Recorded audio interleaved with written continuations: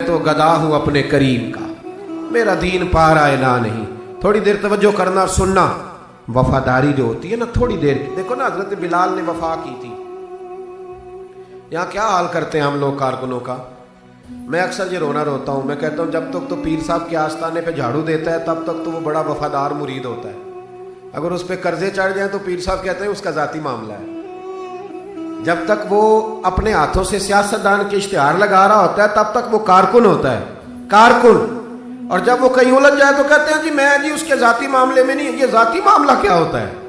جب تیرے اشتہار لگا رہا تھا سیاستدان کے تب ذاتی معاملہ نہیں تھا. جب کسی کو ضرورت پڑ گئی تو اب معاملہ ذاتی ہو گیا. پیار کرنا پڑے، کچھ دینا پڑے تو پھر بھاگ گئے، بفر گئے. اور لوگوں کے پاس جب دولت آتی ہے تو رنگ ہی بدل جاتے ہیں. جب اقتدار ملتا ہے تو انداز ہی بدل جاتے ہیں. جب اتوار کچھ اور ہوتے ہیں تو لوگوں کے طریقے بدل جاتے ہیں. اس لیے کہ رشتہ ضرورت کا بنا لیا ہم نے. سیدنا بلال نے بڑی مار کھائی تھی. کوئی بتائے حضرت بلال کو گورنری کا لالچ تھا؟ حضرت بلال حبشی کو کیا لالچ؟ بڑی مار کھائی. اور یارو بڑی ساری کھائی. ایک تو وہ مار ہے نا جو عبداللہ بن جدان مارتا تھا، امیہ بن خلف مارتا تھا، ایک تو وہ ہے. اور حضرت بلال جب دروازہ رسول پہ آئے تو بخاری مسلم میں موجود ہے، حضرت بلال نبی پاک کے مہمان آتے تھے تو خود قرضہ اٹھا کے لاتے تھے. اور ایک وقت ایسا بھی آیا کہ قرضے اتنے زیادہ آ گئے تو کہ یہودی نے کہا کہ بلال تو نے بڑے سارے پیسے قرض لیے ہوئے ہیں، تو اگر اب تو نے پیسے نہ دیے تو میں تمہیں پھر سے باندھ دوں گا. حالانکہ وہ سارے نبی کریم کے مہمانوں کے لیے قرضے لیے تھے. حضور کے ذاتی کام کیے ساری زندگی ذاتی. یارو یہ جو لوگ ہوتے ہیں یہ بڑے شاندار ہوتے ہیں، ان کو کوئی لالچ نہیں ہوتا. جن لوگوں نے اس محفل کے اشتہار لگائے ہیں ان کی تو اشتہار پہ فوٹو نہیں لگی ہوئی. لنگر کھلا رہے ہیں ان بیچاروں نے. تو وہ ایک نقیب محفل ملتان میں نا ایک دفعہ پیار چلتا ہے نا دوستوں سے، مجھے غصہ بڑا کم آتا ہے تو کبھی آ جائے تو وہ چلو آ بھی جاتا ہے.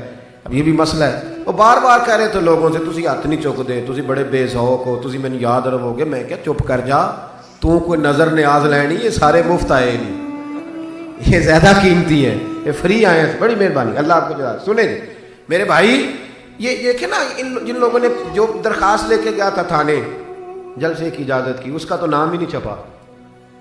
لیکن یہ لوگ بڑے قیمتی ہوتے ہیں. ہم کرتے یہ ہیں کہ ان کو نا ہم ضائع کر دیتے ہیں. چاہیے اب ہماری مسجد میں جب محفل میلاد ہوتی ہے تو جس نے 1.5 لاکھ دیا نا وہ اسٹیج پہ بیٹھا ہے، اور جس نے سارا سال مسجد میں جھاڑو دیا اس کو میلاد والے دن کسی نے پوچھا ہی نہیں.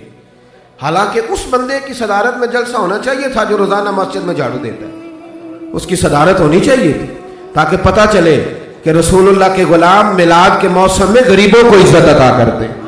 لیکن ہم نکل جاتے ہیں، ہمارا ماحول نہیں، مزاج نہیں. حضرت بلال نے نوکری کی، سارا دن نبی کریم کے کام کرتے، سارا دن. تھوڑا سا ٹائم بچ جاتا نا، کہتے حضور کوئی حکم تو نہیں؟ ملا رومی نے لکھا ہے کوئی حکم تو نہیں؟ حضور فرماتے نہیں سارے کام ہو گئے. حضور میں تھوڑی دیر کے لیے جاؤں؟ جائیں. 1 دن بھی، 2 دن بھی، 3 دن بھی. حضرت انس بن مالک کہتے ایک دن میں نے پوچھ لیا، میں نے کہا حضور یہ بلال چھٹی لے کے جاتے کہاں ہیں؟ شادی تو کی کوئی نہیں تھی ابھی، گھر تو تھا نہیں، تو یہ جو آ کے کہتے ہیں کوئی کام تو نہیں میں جاؤں؟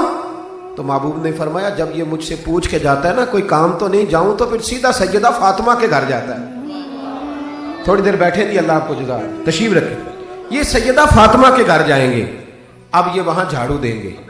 اب بیٹھے دی، اللہ آپ کو برکت دے، جزائے خیر. تشریف رکھے، اللہ تعالیٰ آپ کو برکات دے. پیچھوں کے لیے مسئلہ بنتا ہے، تشریف رکھے.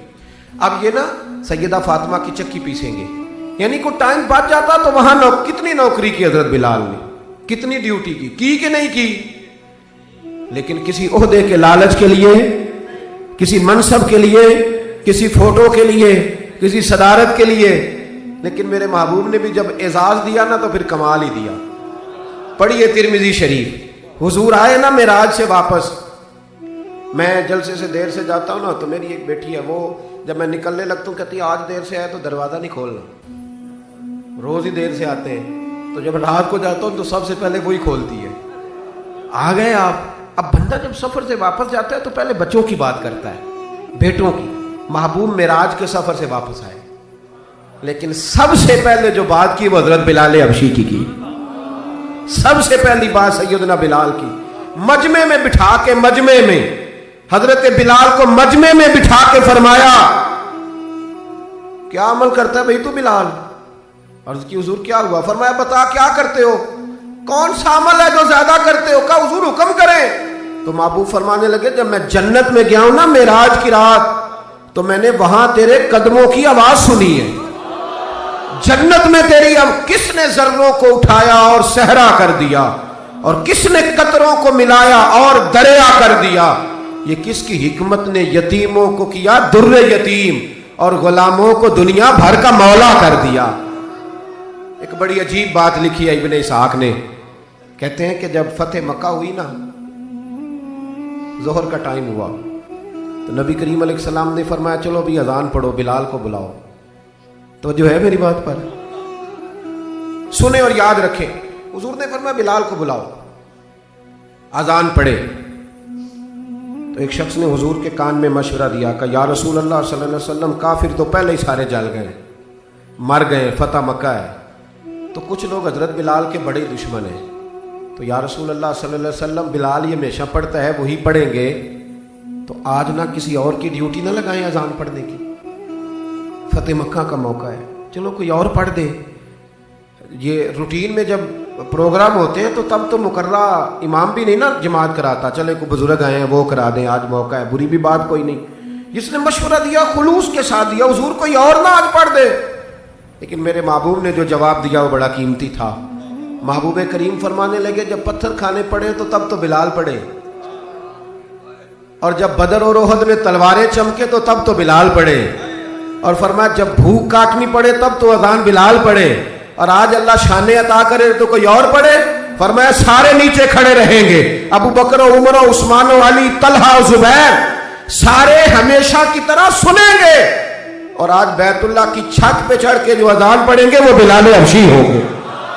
میں لوگوں کو بتاؤں گا کہ وفا کے رشتے وفا کے رشتے ہی ہوتے، وفا کے رشتے وہ پانی پرن سہیلیاں رنگا رنگ کڑے، او پائیا اسی تے پڑھیا اس دا جانیے جس دا توڑ چڑھے۔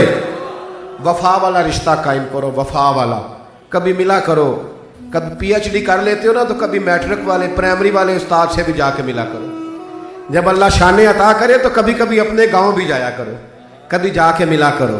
ہاں شہر میں آ کر پڑھنے والے بھول ہی گئے کس کی ماں نے کتنا زیور بیچا تھا۔ اپنے انداز نہ بدلو، اطوار نہ بدلو، اخلاق حسنہ کی دولت پیدا کرو۔ یہ جو ہم ٹوٹ گئے ہیں نا، امیروں کی سوسائٹیاں الگ ہیں اور غریبوں کی جھونپڑیاں الگ ہیں، انہوں نے بڑی تفریق پیدا کر دیا معاشرے میں۔ لوگ تو جنازے پڑھنے چھوڑ گئے ایک دوسرے کے، لوگوں کاٹ دیا، جس کے پاس پیسے زیادہ آئے، اپنے بھائی کی بچی غریب بیٹھی ہے رشتے کے لیے، اس کو وہ رشتے ڈھونڈ رہا ہے، کہہ رہا میرا کوئی میرے اسٹیٹس کے لوگوں میں رشتہ کرا دو، تو رشتے والے نے کہا وہ تیرا اپنے بھائی کی بھی تو بیٹیاں نا، تو وہاں کر لے۔ کہتا نہیں وہ جب شادی کرے گا نا تو میں تعاون کروں گا۔ تو تعاون تو بھائی کوئی اور بھی طرز کھا کے کاری دیتا ہے، تو اور بھی کو کر دیتا ہے۔ تو وہ والا رنگ اختیار کر جو اللہ رسول نے تجھے عطا فرمایا ہے۔ ہمارے معیار میں وہ وفا نہیں، وہ حسن نہیں، یہ میری طرح کے لوگ جن کو اللہ بڑی شان عطا فرماتا ہے، دین کے نام پر بڑا نوازتا ہے، لیکن لب و لہجے میں کئی دفعہ سختی آتی ہے، کئی دفعہ احساس نہیں ہوتا کہ ہم کیا کر رہے ہیں۔ اعلیٰ حضرت فاضل بریلوی فرمایا کرتے تھے لوگوں نبی پاک کے وفادار رہنا، فرشتے بھی تمہاری عزت کریں گے۔ کیا فرمایا؟ کہنے لگے فرشتے بھی کرتے ہیں تعظیم میری، فدا ہو کہ ان پر یہ عزت ملی